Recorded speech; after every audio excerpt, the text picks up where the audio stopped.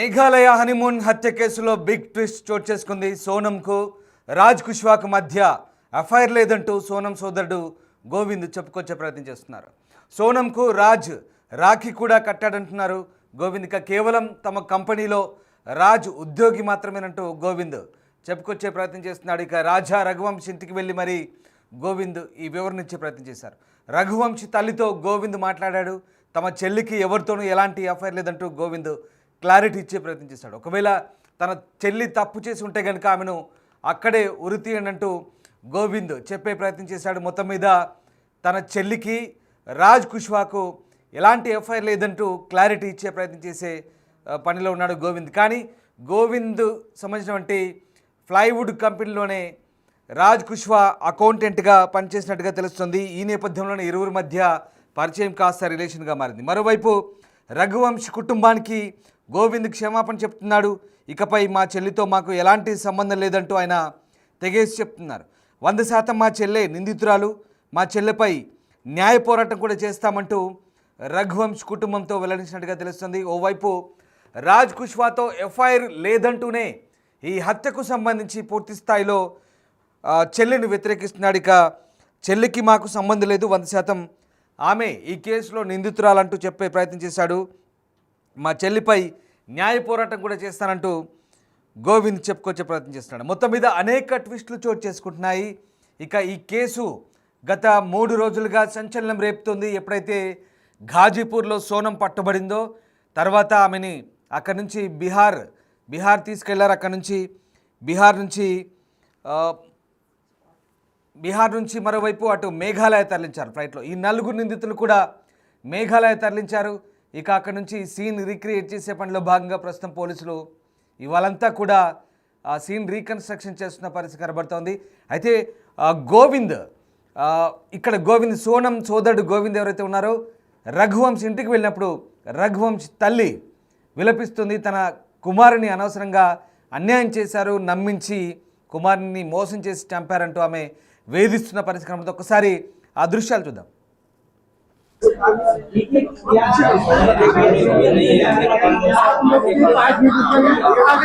आपको सबको बयान दूंगा 5 मिनट चाहिए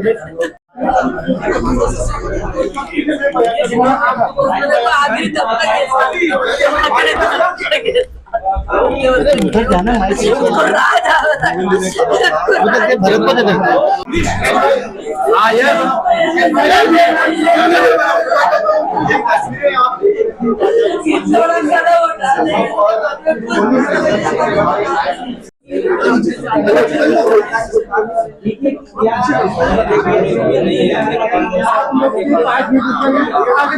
आपको सबको बयान दूंगा 5 मिनट चाहिए उधर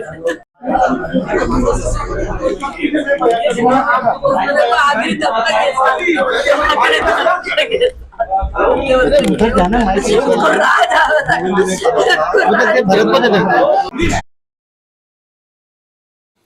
చూసారుగా ఇక్కడ ఇరు కుటుంబాలు బాగానే ఉన్నాయి, అంతా బాగానే మాట్లాడుకున్నారు, పెద్దలంతా మాట్లాడుకొని పెళ్లి చేశారు.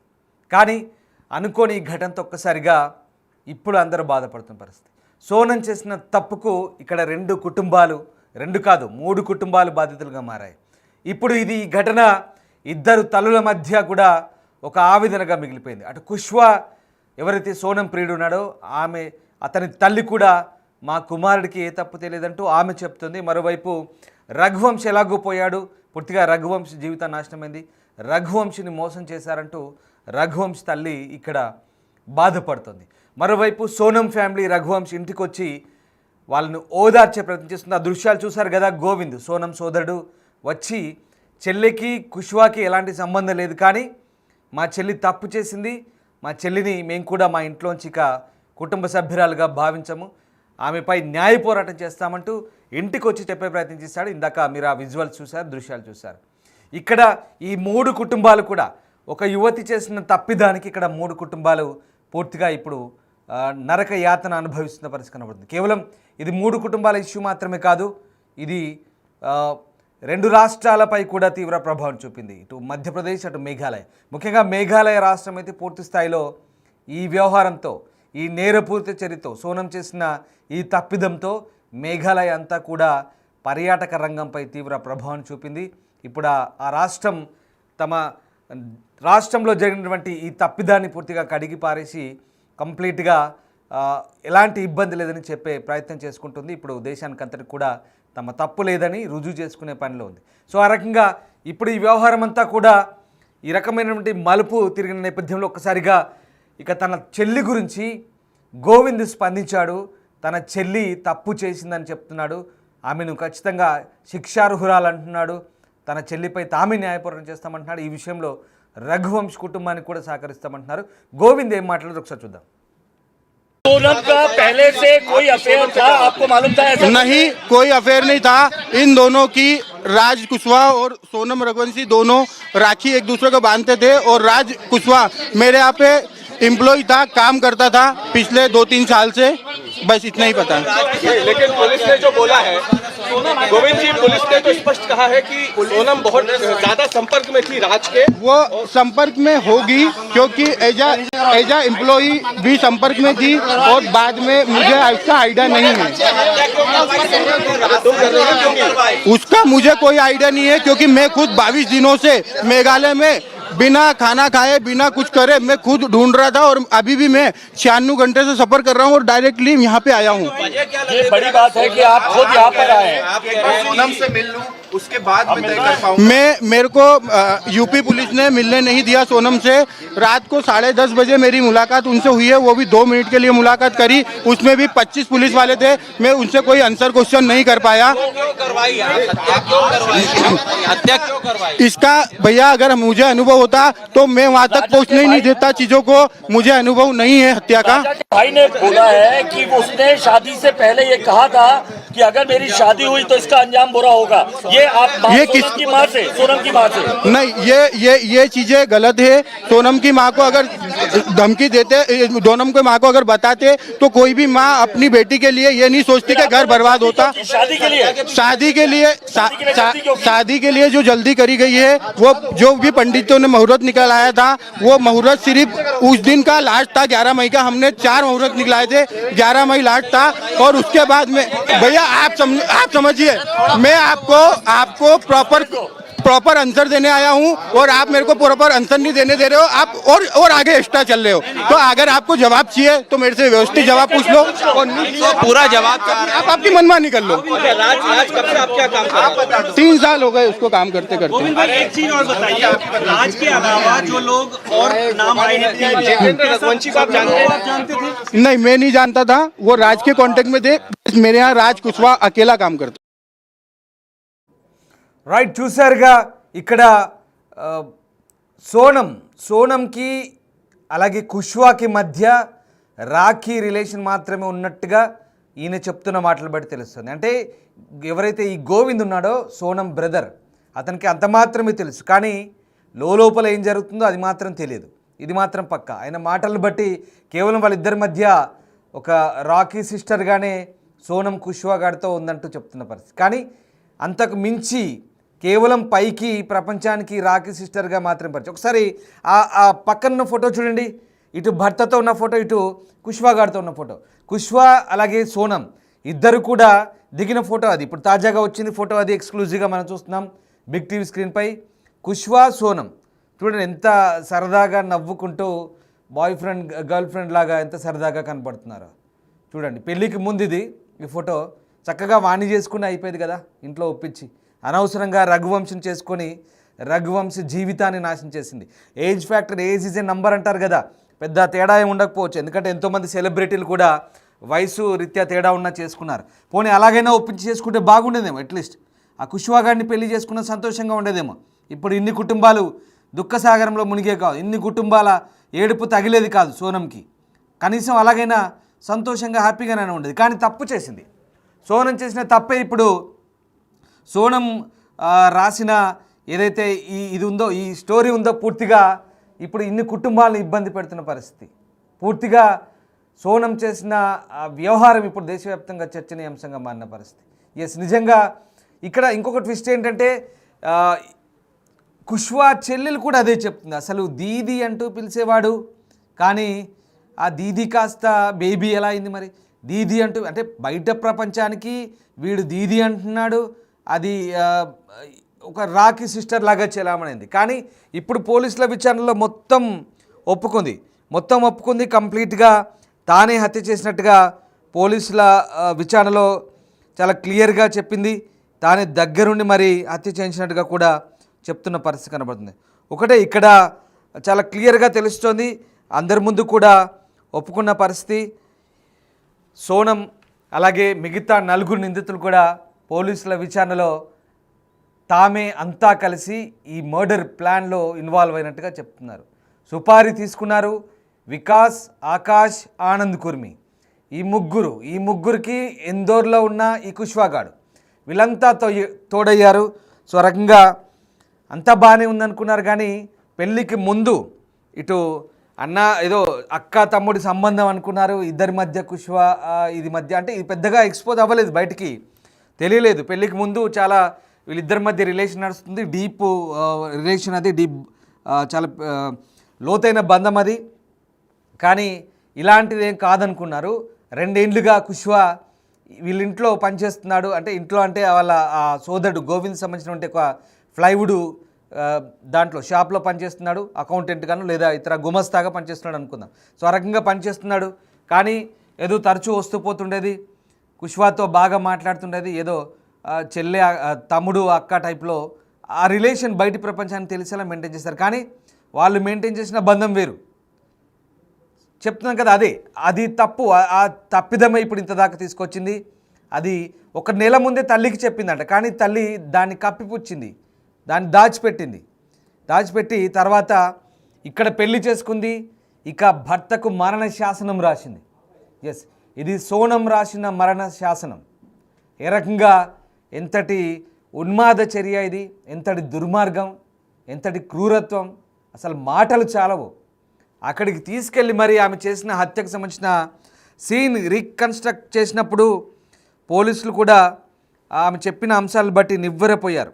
అసలు ఎంత దారుణంగా అంటే అక్కడ ప్లాన్ ఏ, ప్లాన్ బి, ఇది సోనం స్కెచ్. ప్లాన్ ఏ ప్రకారం ఆ ముగ్గురు చంపాలి, తర్వాత ఈమె ఆ ముగ్గురితో కలిసి నెట్టివేయాలి. అలా కుదరదంటే ప్లాన్ బి ప్రకారం ఒకవేళ మీకు చేత కాకపోతే చెప్పండి, నేనే చంపేస్తాను. ఇది ప్లాన్ బి. సోనం ఎంత స్ట్రిక్ట్గా ఆ ప్లాన్ని ఇంప్లిమెంట్ చేయాలో సోనం చెప్పింది. తొలుత 23వ తేదీకి ముహూర్తం ఖరారు చేశారు. ఇక అక్కడి నుంచి ఆ కొండ ప్రాంతానికి వెళ్ళినప్పుడు నడుచుకుంటూ వెళ్ళి, నేను అలసిపోయాను, మీరు ముందు నడవండి, నేను కాస్త వెనకాల వస్తాను రిలాక్స్గా అంటూ చెప్పింది. ఇక అప్పుడు రఘువంశ్ ముందు నడుస్తున్నాడు, ఆ రఘువంశ్తో పాటు ఈ ముగ్గురు ఈ కిల్లర్స్ నడుస్తున్నారు. ఇంకా కొంత ముందుకు వెళ్ళిన తర్వాత నేను అలసిపోయినట్టు వెనక వెళ్తూ కాస్త ముందుకెళ్ళి కొండ ఎడ్జ్కి వెళ్ళిన తర్వాత ఇంకా వాడిని వేసేయండి, చంపేయండి అంటూ గట్టిగా కేకలు పెట్టింది. అప్పటికే వెనకాల ఉన్నటువంటి వికాస్ ఎవడైతే ఉన్నాడో అతనే మర్డర్ చేశాడు. ఆ వికాస్ తలపై గట్టిగా కొట్టాడు, అలాగే కత్తిపోట్లతో పొడిచాడు కసిదీర. తర్వాత ఈ ఆనంద్ కుర్మి, ఆకాష్ ముగ్గురు పొడిచారు. చంపేసిన తర్వాత చనిపోయాడని నిర్ధారించుకున్న తర్వాత ఇక వెంటనే అప్పటిదాకా అలసిపోయానని నటించిన సోనం పరిగెత్తుకుంటూ వచ్చింది. అప్పటికే వాడిని చంపేయడంటూ గట్టిగా అరిచింది. వీళ్ళు చంపేస్తుంటే తలపై కత్తిపోట్లతో అలాగే గాయాలు చేస్తుంటే గట్టిగా అరిచి, ఇంకా కసి తీరేలా అరిచి వెంటనే పరిగెత్తుకొచ్చి 4గురితో కలిసి ఆ జలపాతంలో తోసేసింది. అది ఒకవేళ వీళ్ళు మేము అలసిపోయాం ఇంకా కాదు అని చెప్తే కూడా, మీకు చేత కాకపోతే నేనే చంపేస్తాను అంటూ కూడా ప్లాన్ బి సిద్ధం చేసిందంట. సో ఆ రకంగా అంటే సోనం ఎంత భయంకరంగా ఆలోచించింది, ఎంత క్రిమినల్ బ్రెయిన్ ఒక్కసారి ఆలోచించండి. అలాంటి ఆలోచనలతో ఒక్కసారిగా సోనం చేసినటువంటి పని అంతా కూడా ఇప్పుడు బయటపడుతున్న పరిస్థితి. వాస్తవానికి ఈ కేసులో అనేక ట్విస్టులు అయితే చోటు చేసుకుంటున్నాయి. అనేక పుంఖానుపుంఖాలుగా జాతీయ మీడియాలో అయితే అసలు ఒక్కసారి ఈ అమ్మాయి చేసిన వ్యవహారానికి సంబంధించి దేశవ్యాప్తంగా ఒక చర్చ నిజంగా కొందరు అంటున్నారు, ఇందాక మా కొలీగ్స్ కూడా అంటున్నారు, బయట పెళ్లి చేసుకోవాలంటేనే భయం అవుతుందిరా బాబు అంటే, నిజంగా ఇలాంటి సిచ్యువేషన్ ఉందా అంటే ఈ అమ్మాయి చేసిన ఘటన తర్వాత అసలు బయట కూడా ఆలోచిస్తున్నారు. అంటే ఒక్క అమ్మాయి దారి తప్పితే అందరూ తప్పుతారని కాదు, దారి తప్పిన అమ్మాయి ఆలోచనలు ఎలా ఉంటాయో, ఎంత క్రూయల్గా ఉంటాయో, ఒక ఒక నేరం చేయాలనే ఆలోచన వచ్చిన తర్వాత ఆ నేరపూరిత ఆలోచనలు ఏ రకంగా ఉంటాయో సోనం కథ కళ్ళకు కడుతుంది. భారతదేశం అంతా కూడా ఇప్పుడు దీన్ని చర్చించుకుంటున్న పరిస్థితి. నిజంగా ఇక్కడ చూడండి 3 ఫ్యామిలీస్ నాశనం అయిపోయాయి. ఇప్పుడు పెద్దగా దర్యాప్తు ఇప్పుడు ఆల్రెడీ ట్రాన్సిట్ రిమాండ్లో ఉన్నారు 7 రోజుల పాటు ఈ నిందితులంతా. మొత్తం ఆడ సీన్ రిక్రియేట్ చేస్తున్నారు మేఘాలయ పోలీసులు. ఈ రిమాండ్లో మొత్తం అంశాలు బయటపడతాయి. ఎక్కడెక్కడి నుంచి వచ్చింది, ఎక్కడికి వెళ్ళింది. తొలుత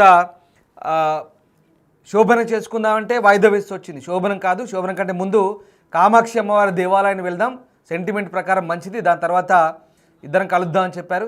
అలా వాయిదా వేసుకుంటే ఇక సరిగ్గా 11 తారీఖు నాడు పెళ్ళి అయితే 15 తారీఖు నుంచే ప్లాన్ ఎగ్జిక్యూట్ చేయడం మొదలుపెట్టింది. అక్కడి నుంచే 15 తారీఖు నుంచే స్కెచ్ చేస్తోంది. మామూలు స్కెచ్ కాదు, ఇది పెద్ద స్కెచ్. అక్కడి నుంచి 15 తారీఖు నుంచి కుష్వాతో టచ్లో ఉంది. 23 తారీఖున మర్డర్ చేశారు. తర్వాత 20 తారీఖు నాడు మళ్ళీ ఇటు ట్రావెల్ చేసింది, ఇండోర్కి వచ్చింది. మధ్యలో కుష్వా గారితో ఒకరోజు ఆ దీంట్లో గడిపింది అక్కడెక్కడో. తర్వాత మళ్ళీ వాడు ఈ ప్రెషర్ పెరుగుతుంది, దేశవ్యాప్తంగా చర్చ అవుతుంది. అటు నుంచి ట్రైన్ ఎక్కించి మళ్ళీ గాజీపూర్ పంపించాడు. అక్కడ దిగి ఇంట్లో వాళ్ళకి ఫోన్ చేసి చిక్కిపోయింది. సో అక్కడ పోలీసులు చేసిన ఇంట్రాగేషన్లో మొత్తం ఒప్పుకుంది. ఇంకా ఈ ముగ్గురిని, ఇండోర్లో 2, యూపీలో 1 అరెస్ట్ చేశారు. కంప్లీట్గా భాగవతం అంతా బయటపడింది. ఇప్పుడు మొత్తం ఈ కుష్వాతో సహా, సోనంతో సహా మిగతా 3 మర్డరర్స్, కిల్లర్ మర్డరర్స్ ఎవరైతే ఉన్నారో మొత్తం 5 కూడా ఇప్పుడు రిమాండ్లో ఉన్నారు. వీళ్ళందరినీ కూడా ఇంట్రాగేషన్ చేస్తున్నారు. ఇంకా అనేక ఆసక్తికరమైన అంశాలు అయితే బయటపడుతున్నాయి. సో ఆ రకంగా ఫస్ట్ 4 లక్షలకు ఆఫర్ చేశారు. వాళ్ళు వద్దొద్దు మాకు కుదరదంటే, లేదు 20 లక్షలు ఇస్తాను, మీరైతే ఫస్ట్ అతన్ని చంపేయండి అంటూ చాలా ఎంత పట్టుదలగా, ఎంత గట్టిగా మొగుడిని, మొత్తం కట్టుకున్న మొగుడిని కాటికి పంపాలని పక్కగా డిసైడ్ అయింది. ఆ ఫోటో చూడండి, కుష్వాతో ఉన్న ఫోటో, సరదాగా పెళ్ళికి ముందు ఫోటో. ఎంత హ్యాపీగా నవ్వులు చిందిస్తున్నారు, ఎంత గ్లామరస్గా కనిపిస్తున్నారు చూడండి ఇద్దరు. అలా అంటే నవ్వుతూ ఉంటే గ్లామరస్గా ఉంటారు. ఇప్పుడు చూడండి, ఈ నేరం చేసిన తర్వాత పట్టుబడ్డాక మొహాలన్నీ పీకిపోయాయి. ఇది చూడండి, ఇది పట్టుబడ్డాక ఆ కుష్వాగాడి మొహం చూడండి ఎలా పీకిపోయిందో, నేరం చేశాడు కాబట్టి. తర్వాత బ్లాక్ డ్రెస్లో ఇదే సోనం తల కిందికి దించుకొని మొహం పీకిపోయి 15 రోజులుగా తప్పు చేసి దేశం పట్టుకొని తిరుగుతుంది, మొత్తం ఎక్కడ దొంగలా తిరుగుతుంది. ఆ రకంగా తను పీకిపోయింది. అంటే మనసు ఆలోచనలు మంచిగా ఉంటే మనుషులు కూడా మంచిగా కనిపిస్తారు, అందంగా ఉంటారు. ఇంటర్ బ్యూటీ కూడా బయటకు వస్తుంది, బాహ్యంగా ఉన్నటువంటి అందం కూడా ప్రతిబింబిస్తుంది. కానీ తప్పు చేస్తే ఖచ్చితంగా నేరస్తులు దొరికిపోతారనడానికి ఇది పెద్ద రుజువు. ఎందుకంటే తప్పు చేశారు, గిల్టీగా ఫీల్ అయ్యారు, దొరికారు, పోలీసుల విచారణలో బయటపడింది, మొత్తం వ్యవహారం బయటకు వచ్చింది. ఏం లేదు, వెరీ క్లియర్. సోనం ఒప్పుకుంది, వీళ్ళ తల్లిదండ్రులు, వీళ్ళ ఫ్యామిలీ, వాళ్ళ ఫ్యామిలీ, వాళ్ళిద్దరి మధ్య అది లేదు ఇది లేదు ఏం లేదు అంతా మంచోళ్ళే అంటే అవన్నీ కూడా ఇప్పుడు ఎవరు నమ్మరు. వెరీ క్లియర్, ఒప్పుకుంది. కుష్వాకు సోనం మధ్య అఫైర్ ఉంది, పెళ్ళికి ముందే పెళ్లి చేసుకుందాం అనుకున్నారు కానీ కుదరలేదు. అతన్ని చంపినాక నేను విడో అవుతాను, అప్పుడు నీతో పెళ్ళికి మా నాయన ఒప్పుకుంటాడని చెప్పింది. ఆ ప్లాన్ వర్కౌట్ కాలేదు. మొత్తం మీద అప్పటికే పోలీసులకు దొరికిపోయింది, దొంగలు బయటపడ్డారు. ఏమంటారు కదా, దొరికితే దొంగలు, దొరకకపోతే దొరలు అన్న మాదిరిగా అనుకున్నారు, ఆలోచించారు. కానీ దొరికారు, మర్డర్ చేశారు, దొరికిపోయారు. ఇప్పుడు 7 రోజుల రిమాండ్ తర్వాత కటకటాలు లెక్కిస్తారు.